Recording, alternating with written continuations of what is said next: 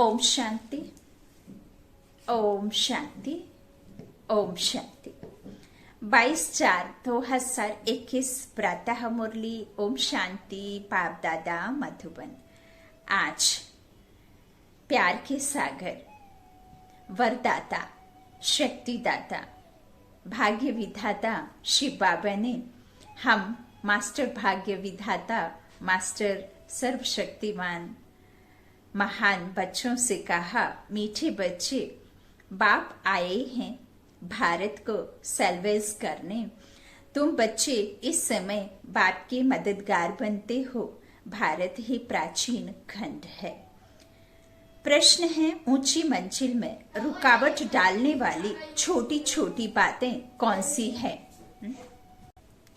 उत्तर में बाबा ने कहा, अगर जरा भी कोई शौक है, अनासक्त वृत्ति नहीं है, अच्छा पहनने खाने में बुद्धि भटकती रहती है, तो यह बातें ऊंची मंजिल पर पहुंचने में अटक रुकावट डालती हैं। फिर वो तो देह के संबंध हो गए ना, ऊंचा पहनना, ऊंचा देखना, ऊंचा खाना, ऊंचा रहन सहन रखना, तो वह देह के संबंध हो गए।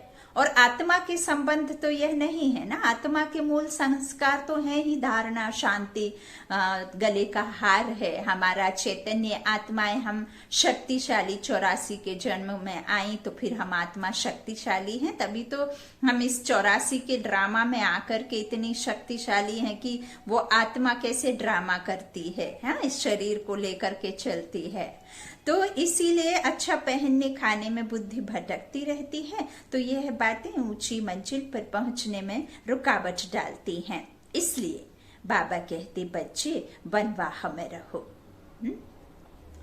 बाबा कहते, तुम्हें तो सब कुछ भूलना है, यह शरीर भी याद ना आए। मन बुद्धि से तो बिल्कुल ही भूलना है, होते हुए भी उसमें आसक्ति ना रहे, होते हुए भी हमारा उसमें मोह ना रहे।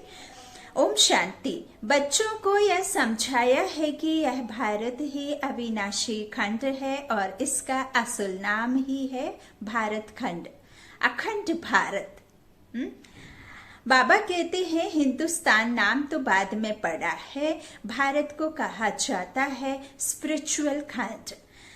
यह प्राचीन खंड है। नई दुनिया में जो भारत खंड था तो और कोई खंड थे नहीं। अब तो देखिए, चांद सूरज को भी खंड कर दिया है, 2 हिस्सों में बांट दिया है। और वह 2 हिस्सों में कैसे बटा, कैसे जानेंगे? हम तो कहते हैं सूरज एक है, चांद एक है और आकाश एक है, लेकिन उसे हमने ये इतना जो अलग अलग दुनिया बसा ली है, अमेरिका और ये भूटान और ये सब हमने जो बसाए हैं, विदेश में जो एक नई दुनिया बसाई है, तो जब यहाँ दिन होता है, जब वहां रात होती है, और वहां रात होती है जब यहाँ दिन होता है, तो वो सूरज चांद के भी टुकड़े हो गए ना, टुकड़ों में दिन रात करता है। नहीं तो अखंड भारत एक ही खंड था, तो हमारा पूरा विश्व हमारा था। ये चांद, ये सितारे, ये धरती, ये आसमान, सब कुछ एक था, खंड नहीं थे, है ना। तो ऐसे समझना है, पहले खंड नहीं थे, अब खंड हो गए हैं।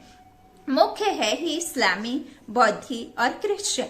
अभी तो बहुत खंड हो गए हैं। भारत अविनाशी खंड है। भारत कभी विनाश नहीं होता है, भारत अविनाशी है। जिस तरह आत्मा का पार्ट अविनाशी है, आत्मा अविनाशी है, वैसे ही भारत भी अविनाशी अखंड है। उसको ही स्वर्ग हेवन कहते हैं। डेटिज्म धर्म की स्थापना भी यहाँ ही भारत में ही हुई है। भारत सोने की चिड़िया थी, अब नहीं है। जब सतयुग था तब सोने की चिड़िया था, अब नहीं है, अब वापस बन रहा है। और भारत ही है, भारत को हेवन कहते हैं ना, इसीलिए कहते हैं देव भूमि, है ना। तो देव भूमि कहते हैं, तो यहाँ देवी देवताओं का जन्म हुआ ना, देवी देवताओं का धर्म भूमि है, इसीलिए अतिथि देवो भव कहते हैं। तो बाबा कहते हैं उसको ही स्वर्ग हेवन कहते। नई दुनिया में नया खंड एक भारत ही है। नई दुनिया रचने वाला है परम पिता परमात्मा, रचता बाप। स्वर्ग की रचयिता हेवनली गॉड फादर, जो हमें दुख से निकाल हेवन में ले जाते हैं, स्वर्ग में ले जाते हैं। नरक से स्वर्ग का द्वार भी आकर के वही दिखाते।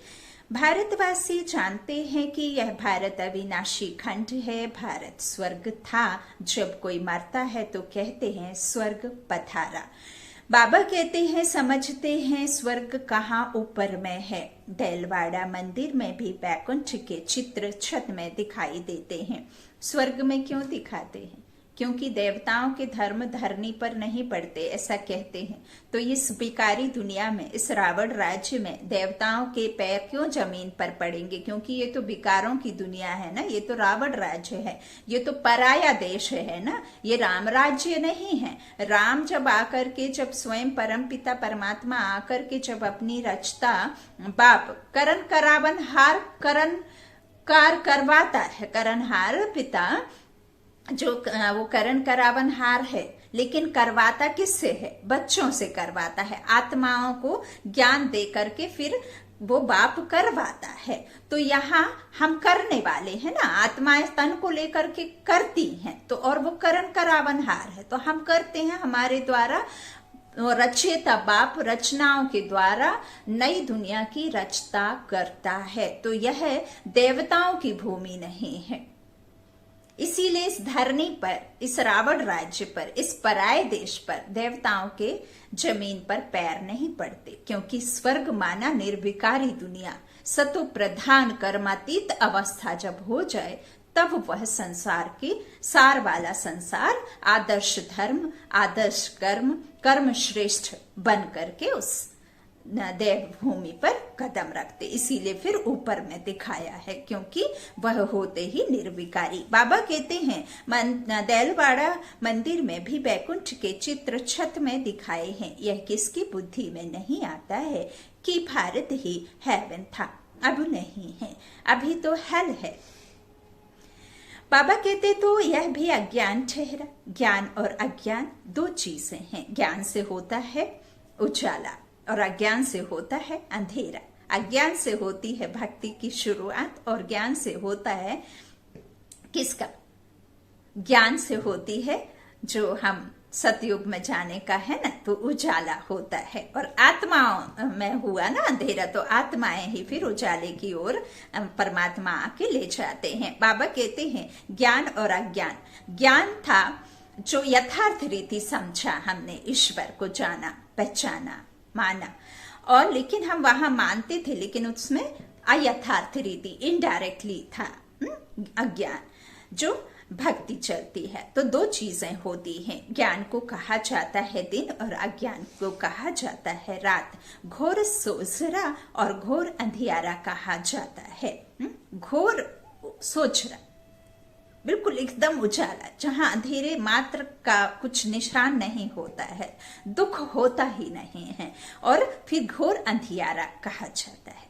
सोचरा माना राइस, माना सूरज उगता है तो पूरे दुनिया का जो प्रकाश से, उस सूरज की रोशनी से एकदम अंधेरा, कितना भी घोर रात हो, कितनी भी अंधियारी, कितनी भी अमावस्या की रात हो, और आपके घर में भी यदि कितना भी दुख भरा पल चल रहा हो, लेकिन उस पल को जैसे ही सूरज निकलता है वह अंधेरे को खत्म कर देता है।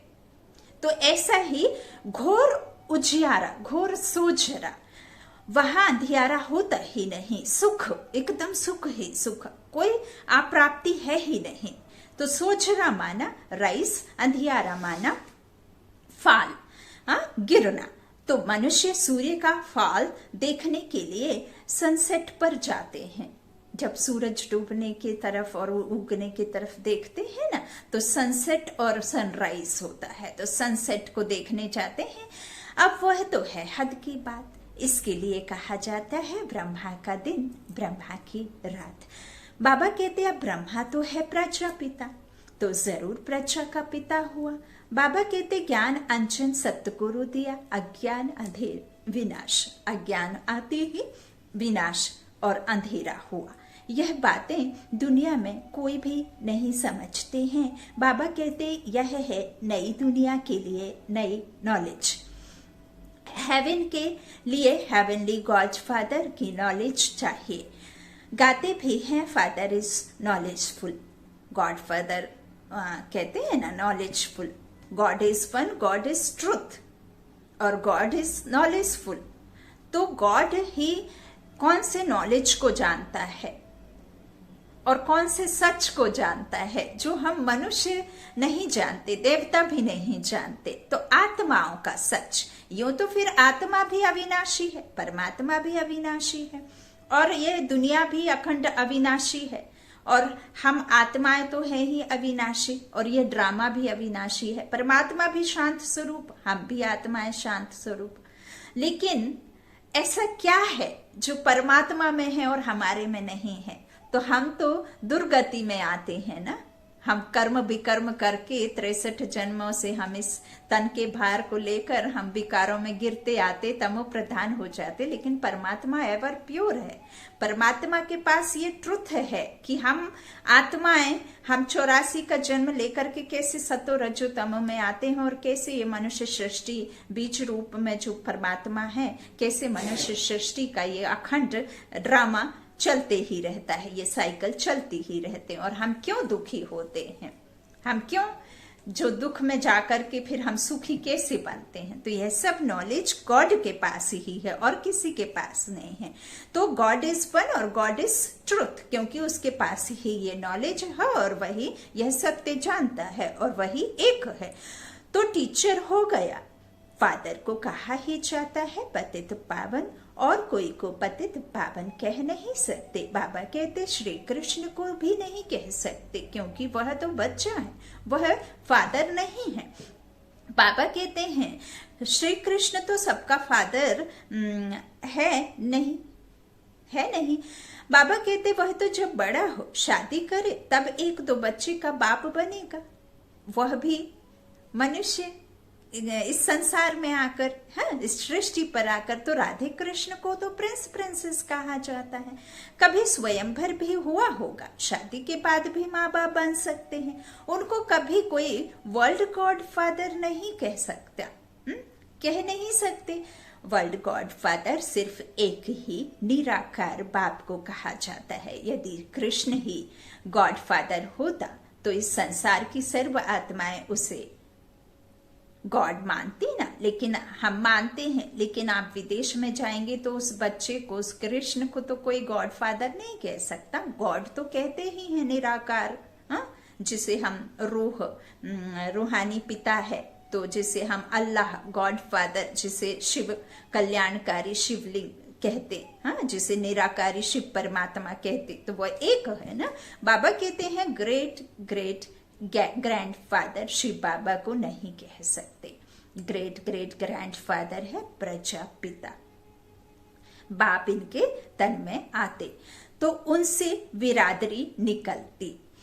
वह इनकॉर्पोरियल गॉड फादर, निराकार आत्माओं का बाप, निराकारी दुनिया के हम रहने वाले और निराकारी दुनिया का हम आत्माओं का वो बाप। निराकारी आत्माएं जब यहाँ शरीर में हैं, तब भक्ति मार्ग में पुकारती हैं। यह सब तुम नई दुनिया की नई बातें सुनते हो। यथार्थ रीति कोई भी शास्त्र में नहीं है।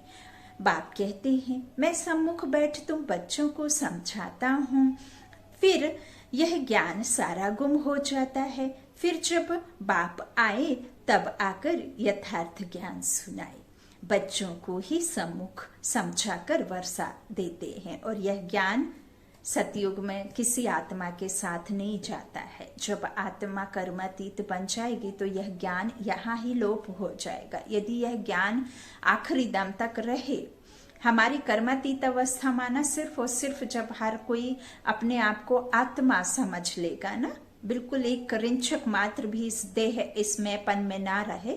जब यह देह का भान छूट जाएगा तो फिर कर्मातीत अवस्था हो जाएगी, फिर जो है नई दुनिया आ जाएगी। तो तब यह ज्ञान साथ में नहीं रहेगा, क्योंकि यदि ज्ञान उधर चला जाएगा तो फिर ज्ञान का मतलब क्या? फिर ज्ञान तो यहाँ ही मिलना है ना वापस। तो बाबा कहते हैं इस तरह से फिर जो बाप ही बच्चों को सम्मुख बैठ समझाते हैं, यथार्थ ज्ञान सुनाते हैं, और यही ज्ञान के द्वारा, ऐसा कौन सा ऊंचते ऊंच ज्ञान है ना जिसके बिना सदगति नहीं, तो यही ज्ञान है जिसके बिना सदगति नहीं। तो बाबा कहते हैं इस तरह से सम्मुख समझाकर वर्षा देते हैं, फिर बाद में शास्त्र बनते हैं। यथार्थ तो बन ना सके, क्योंकि सच की दुनिया ही खत्म हो, झूठ खंड हो जाता है, तो झूठी चीज होगी, क्योंकि उतरती कला ही होती है ना। तो सच से तो चढ़ती कला होती है। ऐसा नहीं कि ये दुनिया झूठी है, ये संसार झूठा है, नहीं। अभी जो यह समय चल रहा है, यह काया झूठी, झूठा सब संसार, क्योंकि यह रावण का संसार है ना, विकारों का संसार है ना, तो यह तो सच नहीं हो सकता। जो हम सच समझते हैं वो सच नहीं है ना।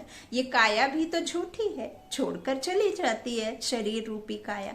तो बाबा कहते हैं इस तरह से झूठी चीज ही होगी, क्योंकि उतरती कला ही होती है। तो सच से तो चढ़ती कला होती है। भक्ति है रात, अंधियारे में ठोकरें खानी पड़ती है, माथा टेकते रहते हैं, ऐसा घोर अंधियारा है। बाबा कहते मनुष्यों को तो कुछ भी पता नहीं रहता है, दर दर धक्के खाते रहते हैं। इस सूर्य का भी राइज और फॉल होता है।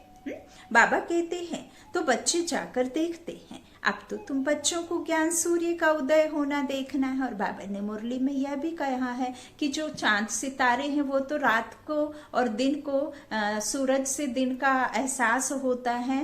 वो जो दीपक है एक तरह से विश्व में, संसार में आए, तो जब वो सूरज निकलता है तो दिन हो जाता है। वो लाइट है एक, जिससे हमें पता चलता है कि अब दिन हो गया, रात हो गया, है ना। और चांद सितारे, तो बाबा ने मुरली में कहा है कि वो चांद, वो जो सितारे हैं वो तो रात करते हैं, लेकिन जो इस धरा पर तुम आत्माएं, जो तुम सितारे, जो तुम स्टार इस संसार में आए हो, तो इन स्टार के द्वारा तो दिन होता है, उजाला होता है।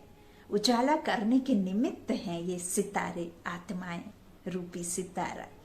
तो बाबा कहते हैं उस जो भारत और डाउनफॉल ऑफ भारत है ना, बाबा कहते हैं अब तो तुम बच्चों को ज्ञान सूर्य का उदय होना देखना है, राइज ऑफ भारत और डाउनफॉल ऑफ भारत। भारत ही गिरता है, भारत ही उठता है। भारत ऐसे डूबता है जैसे सूर्य डूबता है। बाबा कहते सत्यनारायण की कथा में यह दिखाते हैं कि भारत का बेड़ा नीचे चला जाता है, दिखाते हैं ना, फिर बाप आकर उनको सैल्वेज करते हैं। बाबा कहते तुम इस भारत को फिर से सैल्वेज करते हो, यह तुम बच्चे ही जानते हो। तुम निमंत्रण भी देते हो, नवनिर्माण प्रदर्शनी भी नाम ठीक है। नई दुनिया कैसे स्थापन होती है उसकी प्रदर्शनी बाबा कहते चित्रों द्वारा समझानी दी जाती है, तो वही नाम चला आए तो अच्छा है। बाबा कहते नई दुनिया कैसे स्थापन होती है व राइज कैसे होती है, यह तुम दिखाते हो। जरूर पुरानी दुनिया फॉल होती है, तब दिखाते हैं कि राइज कैसे होता है ना। तो बाबा कहते हैं यह भी एक स्टोरी है। राज्य लेना और गंवाना।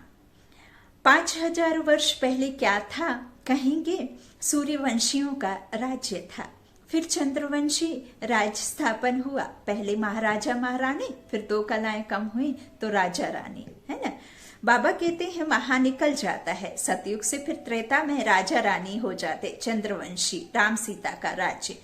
दिखाते हैं फलाने से राज्य लिया, वह कोई सीढ़ी नहीं समझते। बाबा कहते यह तो बाप समझाते हैं कि तुम गोल्डन एज से सिल्वर एज में गए, सीढ़ी उतरते आए। एज भी कम हो जाती है ना, जैसे जैसे सूक्ष्म रेती से हम सीढ़ी उतरते हैं, जो कलाएं कम होती जाती हैं, तो वैसे वैसे जन्म अधिक और जो उम्र कम। अब स्वर्ग में तो जो 8, 12, 21, 42 का जो बाबा ने हमें बताया है ना कि इतने इतने जन्म होते हैं, तो वैसे वैसे जन्म जास्ती होते जाते हैं और उम्र कम होती जाती है, क्योंकि हमारी जो कलाएं कम होती जाती हैं। फिर द्वापर से तो और उम्र एकदम घटते क्रम में हो जाती है, और इस कलयुग में तो उम्र बहुत कम, किसी का भरोसा नहीं रहता। और जास्ती जन्म क्यों होते हैं? क्योंकि विकारों से होते हैं ना, तो विकारों से जल्दी जल्दी जन्म और जल्दी जल्दी मृत्यु भी होती, क्योंकि तमो प्रधान एकदम हम जो है नीचे गिर जाते हैं ना, तो वह कारण है जास्ती जन्म जास्ती मृत्यु, क्योंकि विकारों की बिल्कुल एकदम भरमार हो जाती है। विकार ही विकार है ना। तो यह कारण बाबा ने बताया, 4 एज बताई है ना, गोल्डन, सिल्वर, कॉपर और आयरन एज। तो आयरन एज बिल्कुल भरोसा नहीं रहता। बाबा कहते हैं इस तरह से जो डाउनफॉल का भी राज समझाना होता है। भारत का डाउनफॉल कितना समय, और जो बाबा हमें सिल्वर एज में गए तो सीढ़ी उतरते आए। बाबा कहते हैं यह 84 जन्मों की सीढ़ी है। सीढ़ी तो उतरनी होती है और फिर वापस चढ़नी भी है। बाबा कहते हैं चढ़नी भी होती है। डाउनफॉल का भी राज समझाना होता है। भारत का डाउनफॉल कितना समय, राइज कितना समय। सुख की दुनिया और दुख की दुनिया का राज बाबा समझाते हैं। तो आधा आधा पक्ष समझाते हैं, कृष्ण पक्ष और शुक्ल पक्ष। शुक्ल पक्ष बाबा कहते हैं सुख की दुनिया, और कृष्ण पक्ष अर्थात रात, जो घनेरी काली रात, जो दुख की दुनिया। तो आधा आधा पक्ष होता है। तो 2500 वर्ष और 2500 वर्ष, वहां फिर जो दिखाते हैं 15-15 दिन, है ना, तो ऐसे दिखाते हैं ना, तो आधे आधे का दिखाते हैं। तो फिर बाबा ऐसे कहते हैं कि इस राज को भी तो समझाना पड़ेगा। तो सुख का होता है शुक्ल पक्ष, दुख का होता है कृष्ण पक्ष। तो इस तरह से बाबा कहते कितना समय फॉल और डाउन चला, फॉल एंड राइज ऑफ भारतवासी। विचार सागर मंथन करना होता है, मनुष्यों को टेम्पटेशन में कैसे लाएं, और फिर निमंत्रण भी देना है। भाइयों बहनों आकर समझो, बाप की महिमा तो पहले बतानी है। शिव बाबा की महिमा का एक बोर्ड होना चाहिए, पतित पावन ज्ञान का सागर, पवित्रता सुख शांति का सागर, संपत्ति का सागर, सर्व का सदगति दाता, जगत पिता जगत शिक्षक, जगत गुरु, एक में ही सब कुछ। शिव बाबा से आकर अपना सूर्यवंशी चंद्रवंशी वर्षा लो। तो मनुष्यों को बाप का पता पड़े। बाप की और श्री कृष्ण की महिमा अलग अलग है, यह तुम बच्चों की बुद्धि में बैठा हुआ है। सर्विसेबल बच्चे जो हैं वे सारा दिन दौड़ा दौड़ी करते रहते हैं। बाबा कहते अपनी लौकिक सर्विस होते भी छुट्टी ले सर्विस में लग जाते हैं। यह है ही ईश्वरीय गवर्नमेंट। खास बच्चियां अगर ऐसी सर्विस में लग जाएं तो बहुत नाम निकाल सकते हैं। सर्विसेबल बच्चों की पालना तो अच्छी रीति होती ही है, होती रहती है, क्योंकि शिव बाबा का भंडारा भरपूर है। जिस भंडारे से खाया वह भंडारा भरपूर, काट कंटक दूर। फिर हम झूठा चढ़ाते हैं तो फिर कैसे भरेंगे? सच्चा देंगे तभी तो फिर हम उससे भरपूर रहेंगे। तुम हो शिव वंशी, वह रचता है, यह रचना है। बाबुल का नाम बहुत मीठा है, शिव साजन भी तो है ना। शिव की महिमा, शिव बाबा की महिमा ही अलग है। निराकार अक्षर लिखने से समझते हैं कि उनका कोई आकार नहीं। बिलवेड मोस्ट शिव बाबा है। परम प्रिय तो लिखना ही है, और हम परम प्रिय परम पिता परमात्मा की परम प्रिय आत्मा सजनिया, वो साजन। बाबा कहते हैं इस तरह से परम प्रिय तो लिखना ही है। इस समय लड़ाई का मैदान उनका भी है तो तुम्हारा भी है। हम रूहानी सेना है, खूने नाहक नदियां नहीं, लेकिन आत्मा की आत्मा पर आत्मा से लड़ाई और आत्मा की विकारों पर जीत इस योग बल के द्वारा। तो बाबा कहते हैं इस तरह से लड़ाई का मैदान उनका भी है तो तुम्हारा भी है। शिव शक्तियां नॉन वायलेंस गाई जाती हैं, परंतु चित्रों में देवियों को भी हथियार दे हिंसा दिखा दी है, जबकि ऐसा कुछ नहीं। देवताएं तो अहिंसक बोला गया है, अहिंसा परमो धर्म, तो फिर देवताएं कैसे हिंसा कर सकते हैं? बाबा कहते हैं वास्तव में तुम योग अथवा याद के बल से विश्व की बादशाही लेते हो, हथियारों आदि की बात ही नहीं है। गंगा का प्रभाव बहुत है। बहुतों को साक्षात्कार भी होगा। भक्ति मार्ग में समझते हैं कि गंगा जल मिले तब उद्धार हो। बाबा कहते हैं लेकिन इस ज्ञान के बिना किसी का भी उद्धार नहीं हो सकता, जब तक परमात्मा की पहचान ना मिल जाए, आत्मा का ज्ञान ना मिल जाए। बाबा कहते हैं इस तरह से गंगा जल मिले तो उद्धार हो भक्ति में कहते, तो इसलिए गुप्त गंगा कहते रहते हैं। कहते हैं बाण मारा और गंगा निकली। अब कौन सा बाण, ज्ञान गंगा, कौन सा बाण मारना है? ये मुख वंशावली जो ज्ञान निकला है, हाँ, वो ज्ञान सागर पिता के द्वारा, तो यह गुप्त ज्ञान है। बाबा कहते हैं बाण मारा और गंगा निकली, तो ये मुख से ही तो निकली, गौमुख से भी गंगा दिखाते हैं। तुम पूछेंगे तो कहेंगे कि गुप्त गंगा निकल रही है। त्रिवेणी पर भी सरस्वती को गुप्त दिखाया है। बाबा कहते मनुष्य ने तो वह बातें बना दी हैं, यहाँ तो एक ही बात है, सिर्फ अल्फ, बस बाबा को याद करना। अल्लाह आकर बहिश्त स्थापन करते हैं, खुदा हेवन स्थापन करते हैं। बाबा कहते ईश्वर स्वर्ग स्थापन करते हैं। वास्तव में ईश्वर तो एक है, यह तो अपनी अपनी भाषा में भिन्न भिन्न नाम रख दिए हैं, जिसको जो पसंद आया रख दिया। परंतु यह समझते हैं कि अल्लाह से जरूर स्वर्ग की बादशाही मिलेगी। यहाँ तो बाप कहते हैं मन मना भव, मुझे को मन से कर्म में रहते कर याद करो। बाप को याद करने से वर्ष जरूर याद आएगा। रचता की रचना है ही स्वर्ग। गॉड गॉडेस की रचना स्वयं गॉड करते हैं, वो और क्या रचना करेंगे? ऐसे थोड़े ही कहेंगे कि राम ने नरक रचा। अगर राम नरक रचता तो हम रावण को क्यों जलाते? उसे भी तो दुख होता। यदि हमें ईश्वर दुख देता तो फिर ईश्वर थोड़ी बच सकता। बाबा कहते हैं राम ने नरक रचा, ऐसा तो नहीं है ना। भारतवासियों को यह पता ही नहीं कि निराकार रचता कौन है। तुम जानते हो कि नरक का रचता रावण है, जिसको हम जलाते हैं, लेकिन यह नहीं जानते कि वो रावण असल में है कौन। इसीलिए हम पुतले को जलाते और every year day by day उसकी बढ़ोतरी हो जाए। जैसे जैसे विकार बढ़ रहा है वैसे वैसे उसके पुतले का साइज भी बढ़ रहा है। हाँ, भासना है, लेकिन रियलिटी यथार्थ ज्ञान ना होने की वजह से उस पुतले को जलाते। जबकि रावण ये माया 5 विकार हैं, जिसकी वजह से ये संसार दुखी हुआ, और उस दुख में समझ नहीं पाते कि यथार्थ रीति कौन राम कौन रावण, किसको जलाना है और किसकी याद में रहना है। हम सीताएं किस राम को याद करती हैं? सीताराम कहते ना, तो सीता आत्मा और राम निराकार पिता। जिस राम को हम बुलाते हैं आत्मा ही तो उस राम को पुकारती, इसीलिए फिर सीता बुलाती है राम को, निराकार राम को। बाबा कहते हैं इस तरह से रावण का रूप भी जो बनाते हैं, तो बाबा कहते हैं निराकार रचता कौन है? तुम जानते हो, जिसको जलाते हैं। रावण राज्य में भक्ति मार्ग का सैंपलिंग कितना बड़ा है। रावण का रूप भी बड़ा भयंकर बनाया है। बोलते भी हैं कि रावण हमारा दुश्मन है। बाप ने अर्थ समझाया है, पेशगीर विस्तार बड़ा है तो रावण का शरीर भी बड़ा बनाते हैं।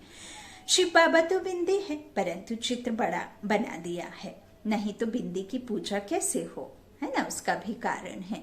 पुजारी तो बनना है ना। आत्मा के लिए तो कहते हैं प्रकृति के बीच में चमकता है अजब सितारा, और फिर कहते हैं आत्मा सो परमात्मा। तो फिर 1000 सूर्य से ज्यादा तेज कैसे होगा? आत्मा का वर्णन तो करते हैं लेकिन समझते नहीं। अगर परमात्मा 1000 सूर्य से भी तेज हो तो हर एक में प्रवेश कैसे करे?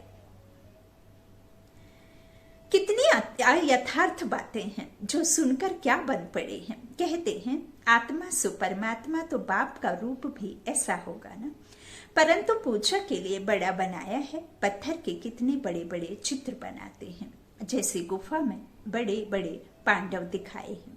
जानते कुछ भी नहीं है। यह है पढ़ाई। धंधा और पढ़ाई अलग अलग है। बाबा कहते यह है पढ़ाई, धंधा और पढ़ाई अलग अलग है। बाबा पढ़ाते भी हैं और धंधा भी सिखाते हैं।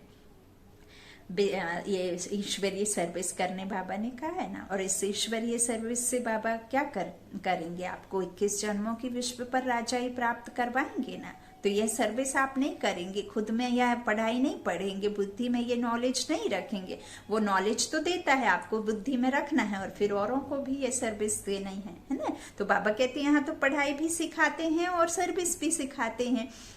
बाबा कहते हैं बोर्ड में भी पहले बाप की महिमा होनी चाहिए, बाप की फुल महिमा लिखनी है। यह बातें तुम बच्चों की भी बुद्धि में नंबरवार पुरुषार्थ अनुसार आती हैं। इसलिए महारथी घोड़े सवार का कहा जाता है, हथियार आदि की कोई बात नहीं है।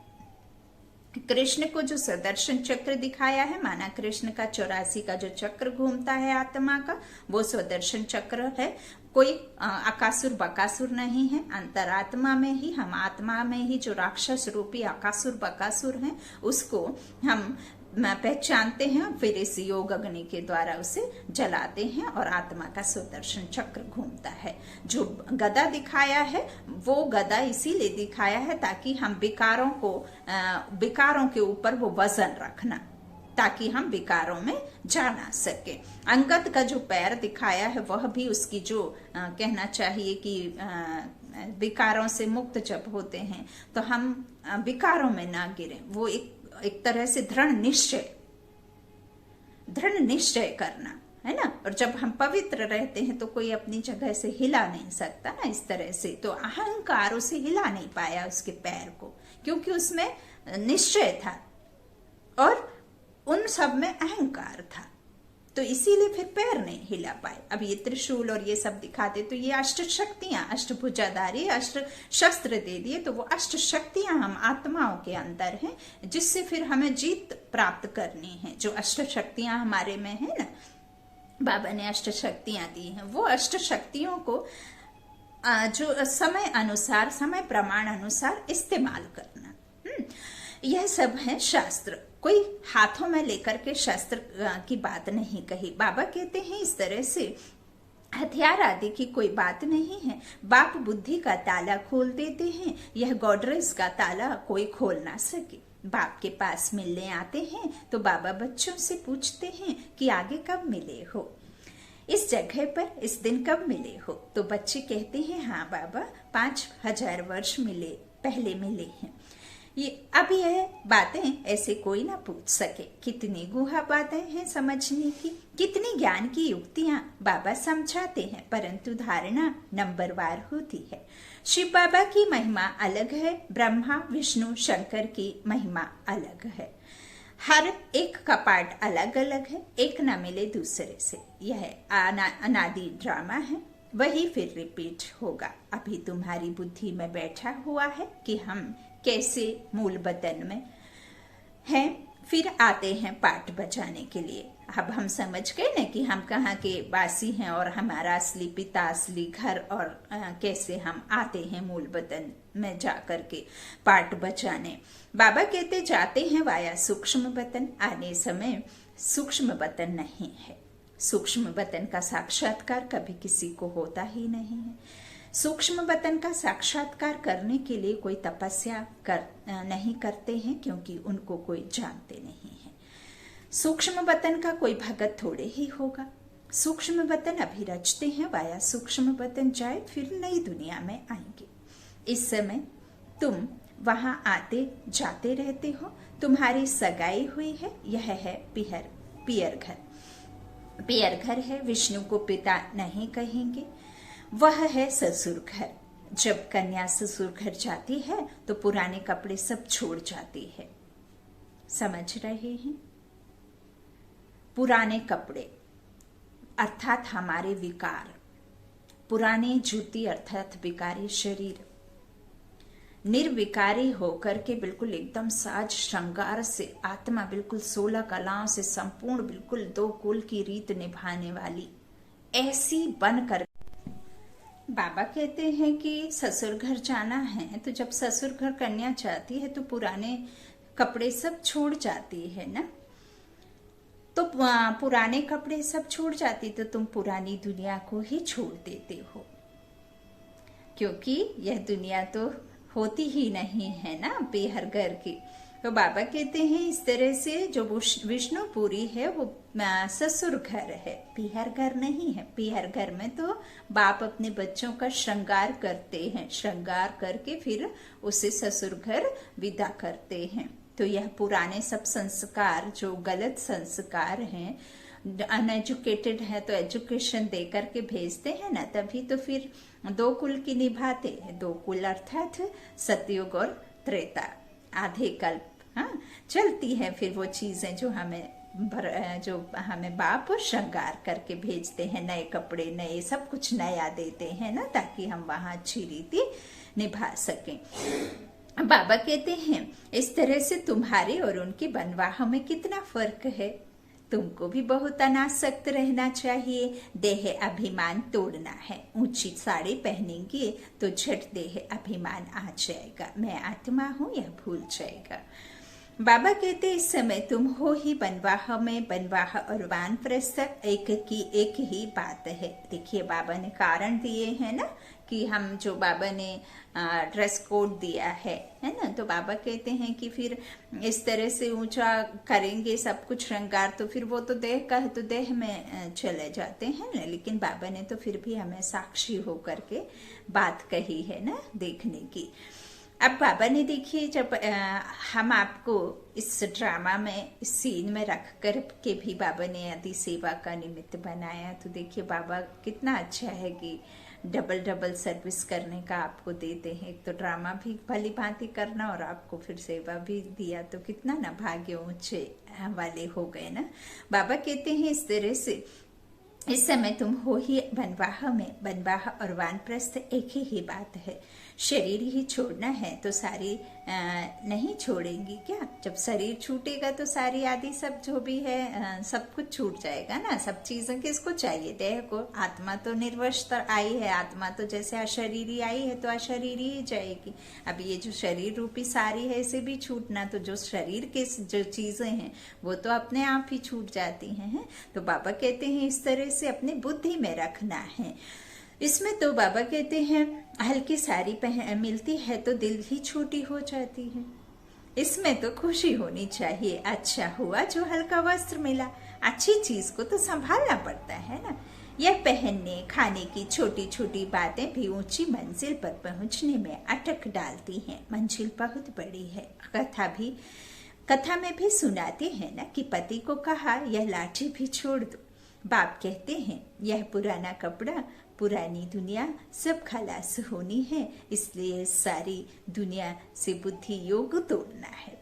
इसको बेहद का सन्यास कहा जाता है। सन्यासियों ने तो हद का सन्यास किया है। अब तो फिर वे अंदर आ गए। आगे तो उन्हों में बहुत ताकत थी। उतरने वालों की महिमा क्या हो सकती है। नई नई आत्माएं भी पिछाड़ी तक आती रहती हैं। बाबा कहते पाठ बचाने उनमें क्या ताकत होगी। तुम तो पूरे 84 जन्म लेते हो। यह सब समझने के लिए कितनी अच्छी बुद्धि चाहिए। सर्विसेबल बच्चे सर्विस में उछलते रहेंगे। ज्ञान सागर के बच्चे ऐसे भाषण करें जैसे बाबा उछलता है।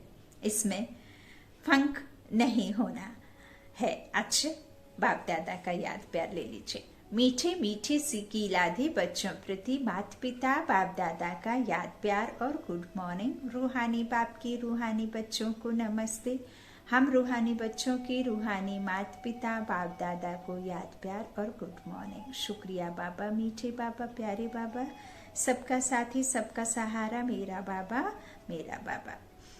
धारणा के लिए मुख्य सार है पहला, बुद्धि से बेहद का संन्यास करना है। बुद्धि से बेहद का संन्यास करना है। वापस घर जाने का समय है, इसलिए पुरानी दुनिया और पुराने शरीर से अनासक्त रहना है। दूसरा बाबा ने कहा ड्रामा की हर सीन को देखते हुए सदा हर्षित रहना है।